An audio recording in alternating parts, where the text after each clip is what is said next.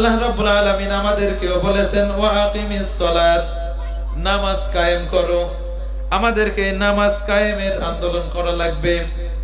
যেভাবে নামাজ কায়েম করা যায় অবশ্যই আপনাকে ওইভাবে নামাজ কায়েম করার চেষ্টা করতে হবে। বাংলাদেশের অসংখ্য ইসলামী দল আছে যারা নামাজ কায়েমের আন্দোলন করে। অবশ্যই আপনাকে সেই সমস্ত একটা দলের সাথে একাত্মতা পোষণ করতে হবে। এক্ষেত্রে আপনি অবশ্যই দেখবেন যে ইসলাম প্রতিষ্ঠার ক্ষেত্রে কারা এক ধাপ এগিয়ে আছে। যারা এক ধাপ এগিয়ে আছে আপনি তাদের সাথে একাত্মতা পোষণ করেন। আল্লাহ রাব্বুল আলামিন অন্য আয়াতেও বলছেন ওয়া আকিমুস সালাতা ওয়া আতুজ যাকাতা ওয়া আরকাউ মা'আর রাকিঈন। আল্লাহ রাব্বুল আলামিন কোথাও নামাজ পড়ার কথা বলেননি, যত জায়গায় তিনি বলেছেন নামাজ কায়েম করার কথা। আল্লাহ রাব্বুল আলামিন এই জায়গা বলতেছেন ওয়া আকিমুস সালাতা ওয়া আতুজ যাকাতা ওয়া আরকাউ মা'আর রাকিঈন। আল্লাহ রাব্বুল আলামিন বলেন তোমরা নামাজ কায়েম করো আর যাকাত প্রদান করো আর রুকুকারীদের সাথে তোমরা রুকু করো। অন্যতে আল্লাহ রাব্বুল আলামিন বলেন আকিমিস সালাতা লিদুলুকিশ শামসি ইলা গাসাকিল লাইলি ওয়া কুরআনাল ফাজর ইন্না কুরআনাল ফাজরি কানা মাশহুদা। এই জায়গায় আল্লাহ রাব্বুল আলামিন আকিমিস সালাত বলেছেন, নামাজ কায়েম করো।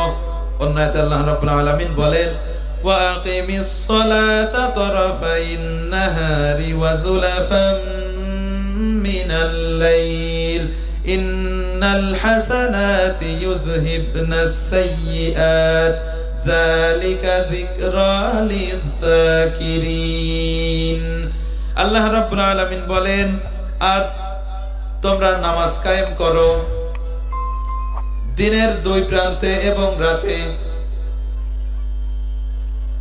আর অবশ্যই ভালো কাজ মন্দ কাজগুলোকে মিটিয়ে দেয়। তাহলে আল্লাহ রাব্বুল আলামিন যত জায়গায় বলেছেন নামাজের কথা, সব জায়গায় বলেছেন নামাজ কায়েম করার কথা।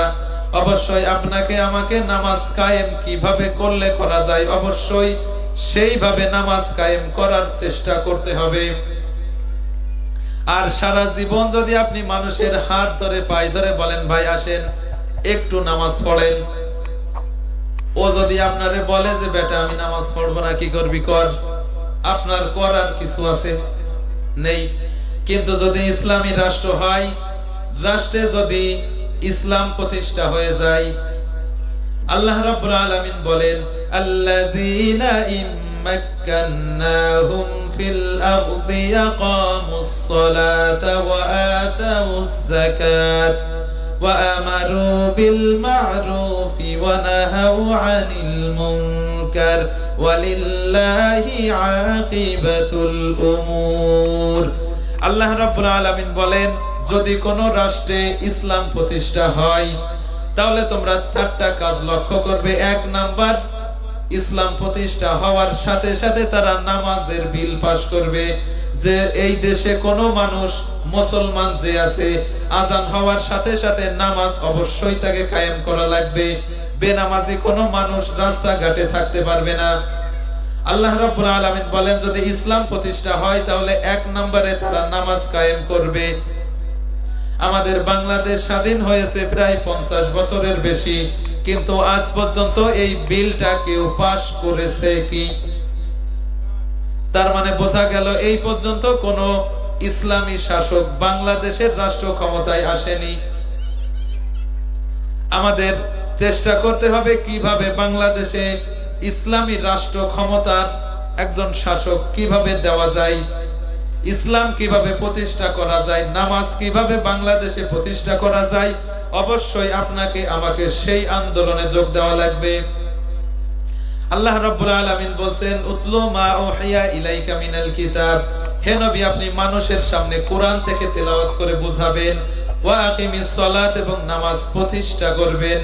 কারণ ইন্নাস সালাতা তানহা আনিল ফাহশাই ওয়াল মুনকার, নামাজ মানুষদেরকে অন্যায় কাজ থেকে ফিরাবে।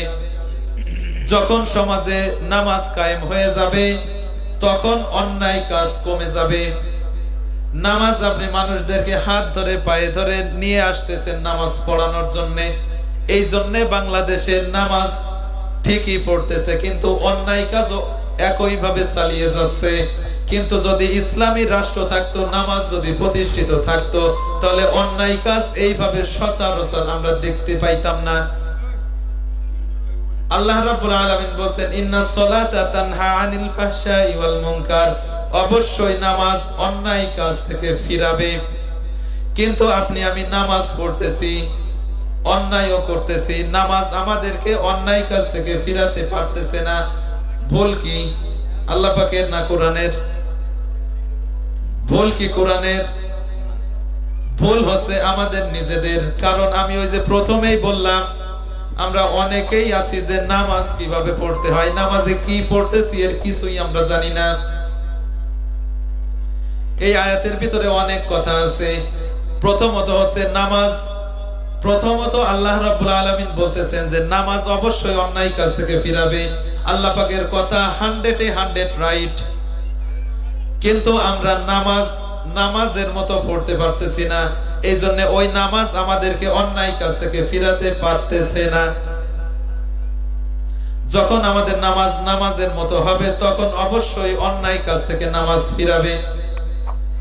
এই নামাজ হচ্ছে না, তার কয়েকটা কারণ আছে। এক নাম্বার হচ্ছে নামাজের অন্যতম শর্ত হচ্ছে আপনাকে সুন্দর করে ওযু করা লাগবে।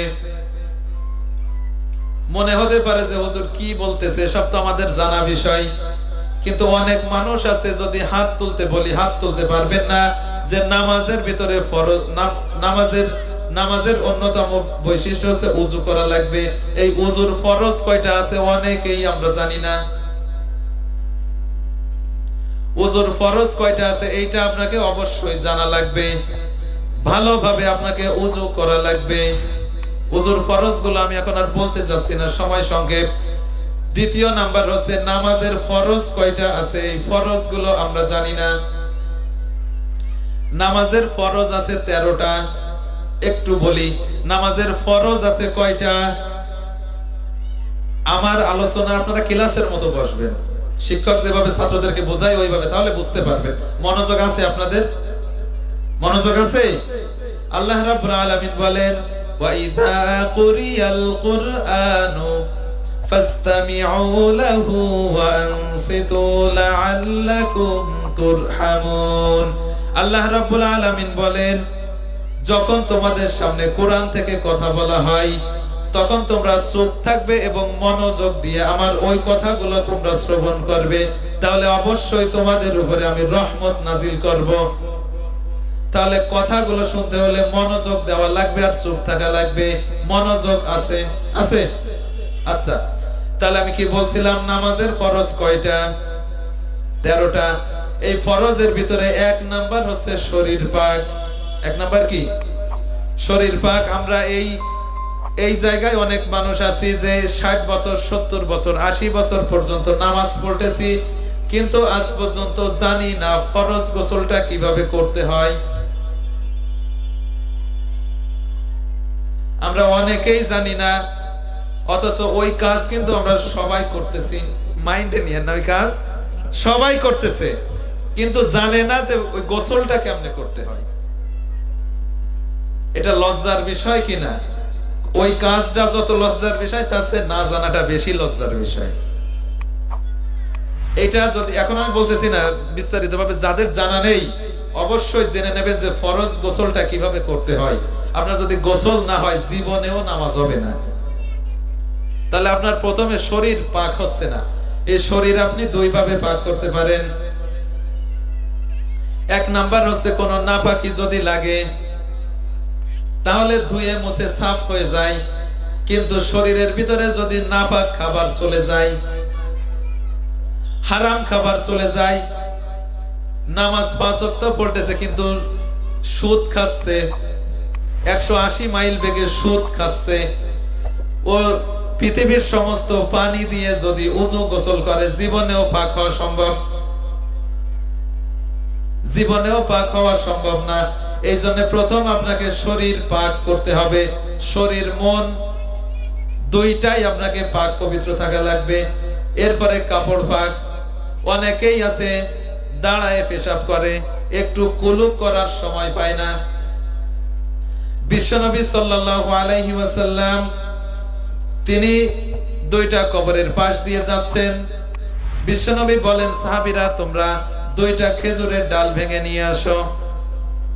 বিশ্বনবী সাল্লাল্লাহু আলাইহি ওয়াসাল্লাম দুইটা খেজুরের ডাল মাঝখান দিয়ে ফেড়ে দুইটা কবরে পুঁতে দিলেন। সাহাবারা বললেন, ইয়া রাসূলুল্লাহ, এই যে কাজটা আপনি করলেন এইটার কারণ আমরা জানি না। বিশ্বনবী বললেন, এই দুইটা কবরেই আযাব হচ্ছে, এই দুইটা কবরেই শাস্তি হচ্ছে। কিন্তু মজার ব্যাপার, দুইটা কবরে শাস্তি হচ্ছে কিন্তু বড় কোনো গুনাহের কারণে না। এই দুইটা কবরের শাস্তি হচ্ছে, এক নাম্বার হচ্ছে এই লোকটা পেশাব করে ভালোভাবে পবিত্র হতো না। এই লোকটা পেশাব করার পরে ভালোভাবে পবিত্র হতো না, এই জন্য এই লোকটার কবরের শাস্তি হচ্ছে।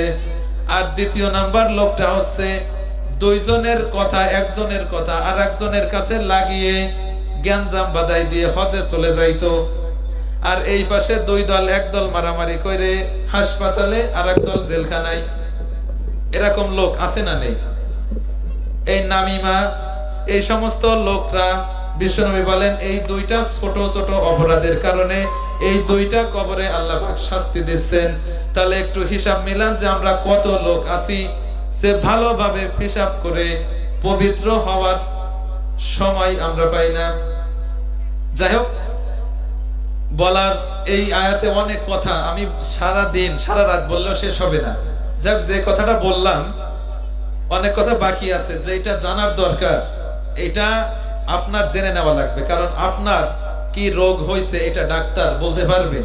আপনি যদি ডাক্তারের কাছে না যান, পাছায় ফোড়া হয়েছে, আপনি যদি ডাক্তারের যে না বলেন যে ডাক্তার সাহেব আমার পাছায় ফোড়া হয়েছে, সে কি ওষুধ দেবে? ডাক্তার কি বাড়ি এসে দেবে যে বেটা তোর পাছা দেখা গেছে এই যে ওষুধ? বলবে ডাক্তার? বলবে না। আপনার যাওয়া লাগবে ডাক্তারের কাছে। তা আপনার কি সমস্যা আপনি হুজুরদের কাছে জিজ্ঞাসা করেন যে হুজুর আমি এটা জানি না, শিখে নেন, কাজে লাগবে আপনার।